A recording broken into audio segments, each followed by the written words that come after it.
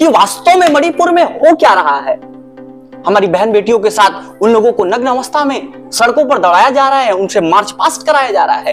ये वास्तव में मणिपुर की स्थिति है। आप करना क्या चाहते हैं? आप जब मई में वहां स्टार्ट हुआ है कॉन्फ्लिक्ट, तो आप तब से बैठे हुए हैं। एक बात, 19 जून को मैंने ऑनरेबल प्रेसिडेंट को एक पत्र लिखा कि अब कोई रास्ता नहीं है, आप यहाँ से जाइए मणिपुर में, हाथ जोड़ के। मणिपुर की जनता आपकी जनता है, प्रजा आपकी है। अब इंतजार किसका कर रही हैं? इनके पैर लग रहा है कि बांध के वायसराय हाउस में रखा हुआ है, इरविन का वायसराय हाउस बना हुआ।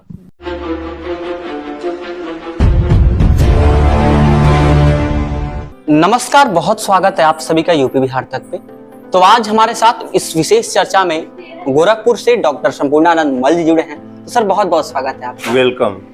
तो इस वीडियो में हम लोग बातचीत करने वाले हैं अभी आप लोगों ने कल एक वीडियो देखा होगा, वास्तव में वो दिल दहला देने वाली वीडियो है।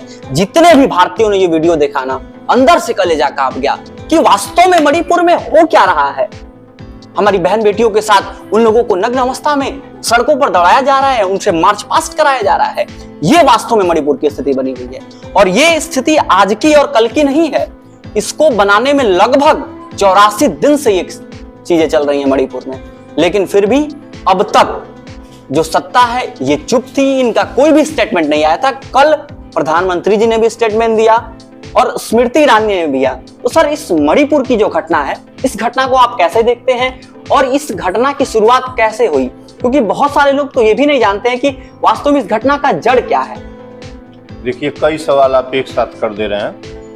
एक तो पहले बता दूं कि मणिपुर में जो हो रहा है वो मैं ये पूछना चाहता हूं कि आखिर इसका जिम्मेदार कौन है। कोई बोल नहीं रहा है, इसका जिम्मेदार आखिर कौन है? मणिपुर में इस तरीके से अमनुष्यता हो रही है माताओं बहनों के साथ ही, ये कहां आप भारत को पहुंचा दिए हैं? ये तो इस तरीके से तो हमने अतीत में नहीं देखा जो इस तरह का से आपने मणिपुर में किया है। मणिपुर की जो समस्या है वो एथनिसिटी और रेसिज्म से जुड़ी हुई समस्या है। जो संप्रदाय और संप्रदाय भी नहीं कहिए कि एथनिक ग्रुप जो होते हैं, वो जो संप्रदाय ही समझ लीजिए, एक जाति विशेष और एक रेसिज्म जो छोटी छोटी जातियों में बटी हैं। तो एथनिक और रेसिज्म दोनों जो है, दो वर्गों के बीच का एक कॉन्फ्लिक्ट का प्रश्न है। अब दो वर्ग कौन है? एक मेइदी वर्ग है जो एबोरिजिनल है, और एक ट्राइबल्स हैं जो पेरिफेरल हैं, जंगलों में है, पहाड़ियों के इलाकों में है। तो इन दोनों के बीच कॉन्फ्लिक्ट हुआ है। कॉन्फ्लिक्ट क्यों हुआ है? मणिपुर की समस्या, आपको मणिपुर के बारे में बता रहा हूँ। मणिपुर तो एक तो म्यांमार से लगा हुआ और सीमा का लगा हुआ देश है। अब आपने इन लोगों ने नेताओं ने कहा कि मणिपुर की समस्या जो इसमें से कुछ लोग जो हैं, जो बाहर से आए हुए हैं, विदेशी आ गए हैं, और उनकी वजह से ये प्रॉब्लम खड़ी हुई है। दूसरे लोगों का मानना यह है कि एक बड़े पैमाने पर ईसाई धर्म वहाँ के मूल निवासियों ने स्वीकार किया है, मेइदी जो विशेषकर है मेइदी में। और ये ईसाइयों और ट्राइबल्स के बीच, नॉन ट्राइबल्स और ट्राइबल्स के बीच का कॉन्फ्लिक्ट है। एक विचारे भी है इन्हीं दोनों के बीच का कॉन्फ्लिक्ट। अभी इसके पहले, कुछ साल पहले, मणिपुर किससे डिमांड करता था? सेंटर से डिमांड करता था, अपनी आजादी के लिए, अपनी समस्याओं के लिए, निदान के लिए। आप देखिए ना कि अब मणिपुर आपस में वहां के लोग कॉन्फ्लिक्ट कर रहे हैं। सीमा से लगा हुआ स्टेट है, म्यांमार से लगा हुआ, जिस पर आप अंगुली उठा रहे हैं कि माइग्रेशन हो के लोग आ रहे हैं मणिपुर के अंदर। मणिपुर, मिजोरम और नागालैंड के ऊपर, जो ऐसे तीनों बीच में मणिपुर है, मिजोरम और नागालैंड है, बॉटम और टॉप पर ये है।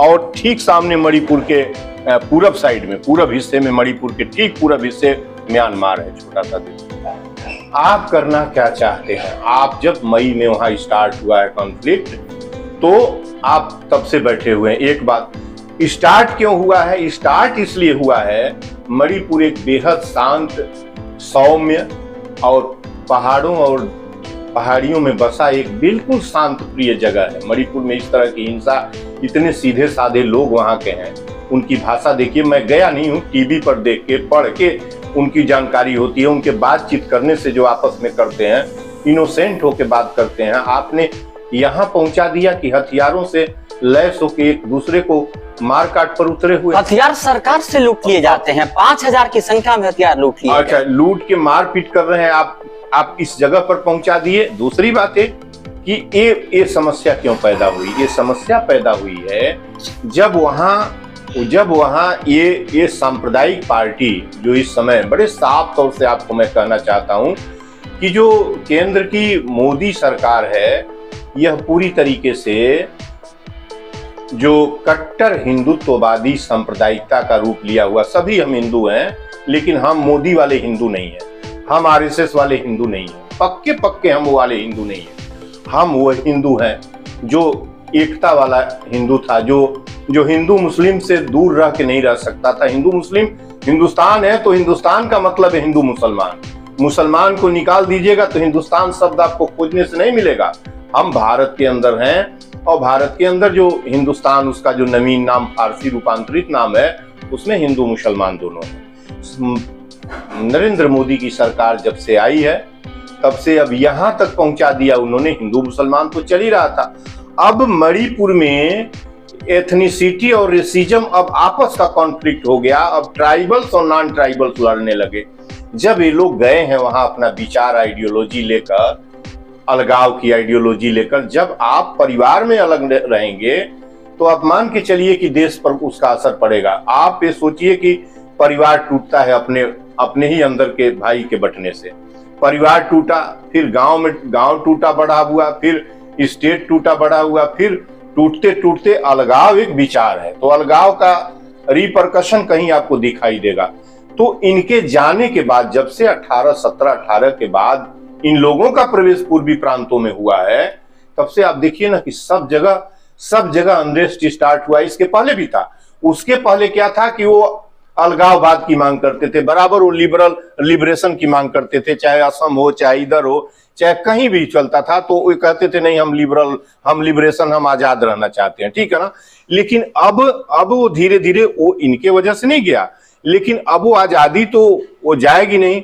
अब उससे भी बड़ा खून खराबा होना देश के अंदर। मैं स्पष्ट तौर से कहता हूं कि नरेंद्र मोदी का पैर जहां जहां पड़ेगा, जिस प्रांत में जहां भी पड़ेगा, इनका वोट केवल कम्युनलिज्म ग्राउंड वोट की तलाशते हैं। विकास उसमें कहीं नहीं है।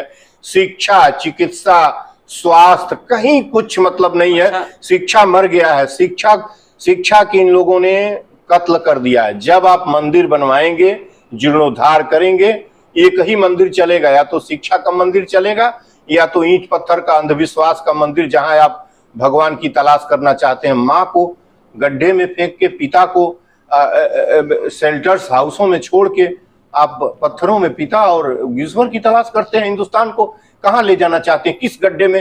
हिंदुस्तान का कत्ल कैसे कर रहे हैं आप? हमसे कोई बताएगा? किससे पूछो?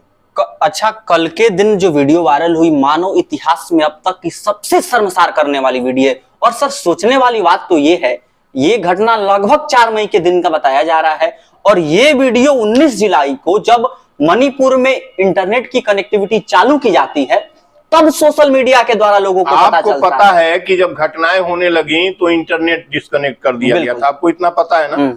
इसके जिम्मेदार किससे पूछिएगा?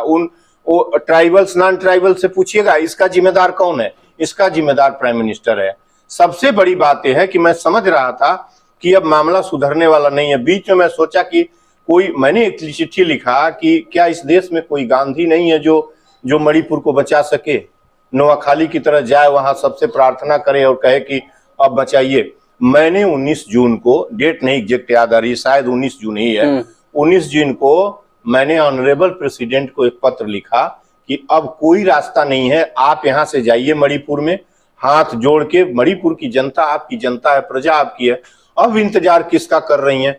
इनके पैर लग रहा है कि बांध के वायसराय हाउस में रखा हुआ है। इरविन का वायसराय हाउस बना हुआ। लड़कियां सड़क पर घसीटी जा रही थी, नाक के बदौलत, पीठ के बदौलत पुलिस घसीट रही थी, और इरविन के वायसराय हाउस में भारत की प्रेसिडेंट